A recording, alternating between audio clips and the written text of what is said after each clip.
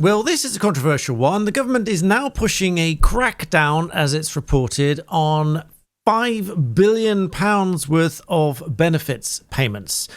So let's get into this. But by the way, we're here on my money channel, so I will talk a little bit about what's going on, but then a few ways about how I can humbly suggest that people can better save their money and get themselves in order than relying on this government. Because, spoiler alert, you can't rely on either this or any government if you want to create wealth. So please do subscribe. We're here on the Money Channel.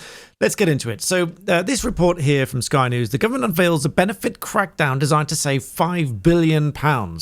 Work and Pension Secretary Liz Kendall said the current social security system is failing the very people that it's supposed to help and holding the country back.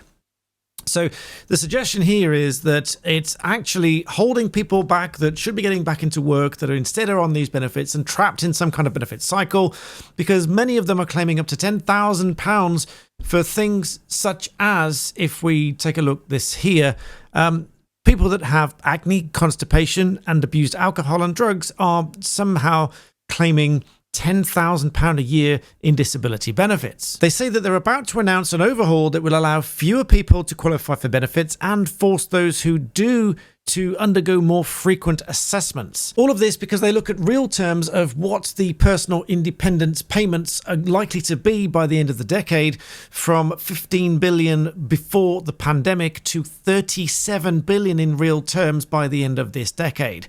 And so whilst the overall cost of sickness and disability is on course to climb to £100 billion. So, of course, they've got to look to settle this money somehow. So now they've said that they're not going to freeze these PIP payments, as previous reports had suggested, but instead make it harder to qualify. Now, I've seen some interviews with a lady that said that she's only able to work because she gets certain payments, and she did have the older disability living allowance, which then that was taken away, and then she had to requalify for these personal independence payments and going through these checks, etc., more frequently. But they do allow her to work because she has multiple sclerosis. It's a degenerative disease that's making it more and more difficult to work. But now she has to go through these assessments, and it's only for things like that that she's able to actually get to work. And so these reports say that people who are claiming this are going to be awarded points depending on their ability to do certain activities. Any of you that know someone that's had these PIP payments will know that they go through this checklist. It's a little bit demeaning, but they have to say what things they can and can't do. And according to those, they will then get a certain amount of money, depending on how many points that they achieve. All of this, of course, as I mentioned before, with UK being on the brink of a recession, with the figures showing that the Chancellor is set to break her own rules and the UK heading for a £4.5 billion budget deficit. But of course, they are now looking to cut some of the red tape to encourage growth. So meeting with regulators to enable growth, obviously that results in the only obvious choice of cut regulation to make it easier for them to do more business. But the regulations are in place for a reason. And that is where I'm going to come to you in this video to talk about what you can actually really do. Because the one thing you can't do is rely on this government or any government. I'm not picking on Labour, but you cannot rely on any government to really make you wealthy, help you get wealthy, or anything of the sort. In fact, what you really can do, and I'll tell you a little story to illustrate this, what you can do is look at your own life, your own patterns, and work out where you can make changes in your own life that can lead you to create wealth. The best way of creating wealth is, first of all, saving money where you can. And there's a very easy way of doing that. What I did in this little story of mine, I was at a dinner with friends, and I was seated beside somebody I didn't know. He was a little bit unhappy, and doing what I do, I like to talk to people. I've mentioned previously on this channel, I am passionate about talking to people, to helping people and things like that. I like to stay positive where I can. And so I was chatting to this chap who seemed somewhat down in himself and just wasn't really up to the meal, wasn't up to conversation. And so I thought I would try to pull him out of his shell a little bit and say, well, may I talk to you about anything that's going on? And it turned out that he and his wife were going through difficult times because money is one of the biggest reasons that people break up. I can tell you as a lawyer that has dealt with divorce cases and all sorts of family cases, money is one of the leading things, along with infidelity, to split up families. Now, The money thing, it obviously that was the driving force in the tension in their relationship. So I said, well, if you're happy for me to, I will talk to you about it.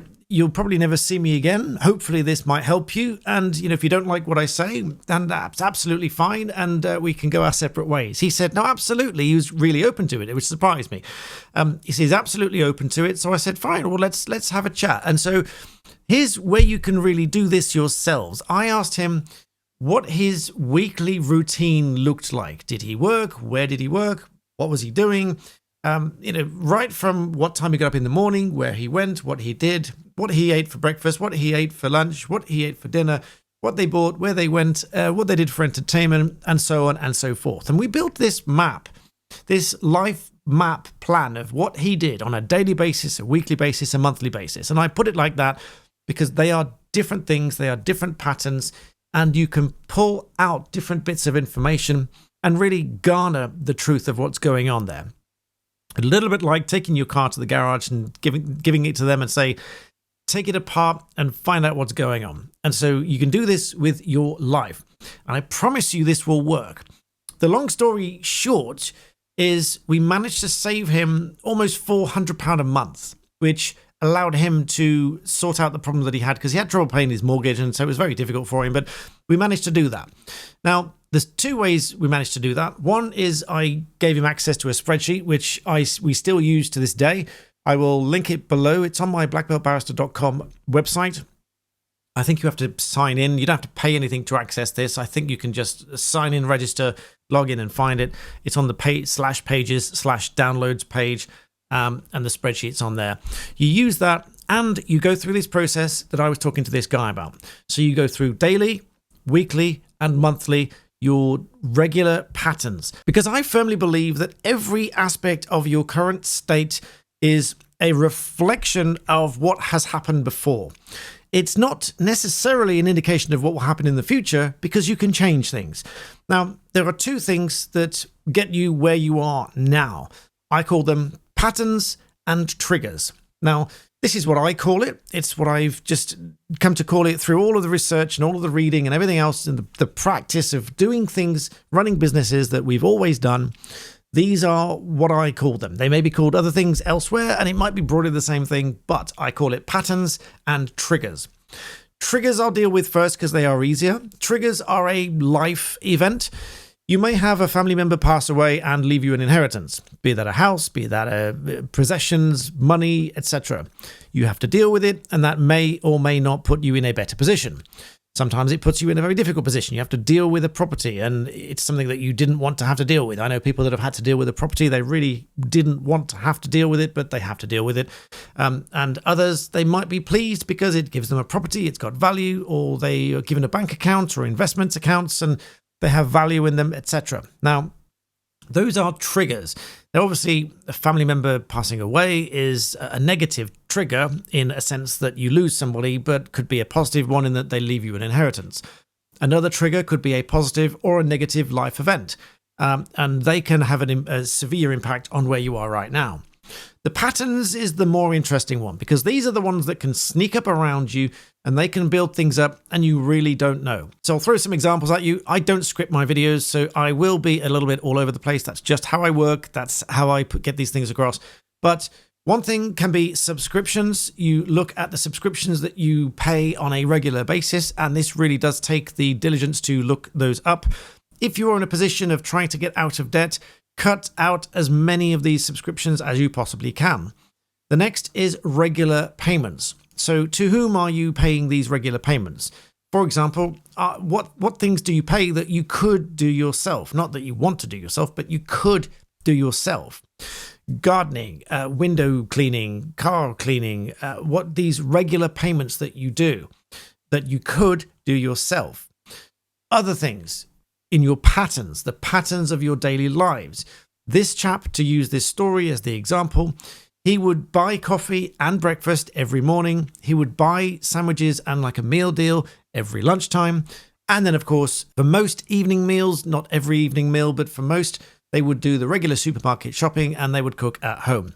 But at least once a week, believe it or not, at least once a week, they would go out to eat, whether that was a Friday evening, a Saturday evening, or every now and again would be during the week. So these were regular payments every single day, every week, every month. They add up. So obviously some of the subscriptions were monthly, the daily routines with the coffee and the breakfast and the lunch and all those kind of things. Now, obviously you need to eat something. You can't just starve, but what you can do is plan ahead. And this is the best thing for you to do, is to plan ahead. And therefore you can cut down drastically the cost of eating during the day.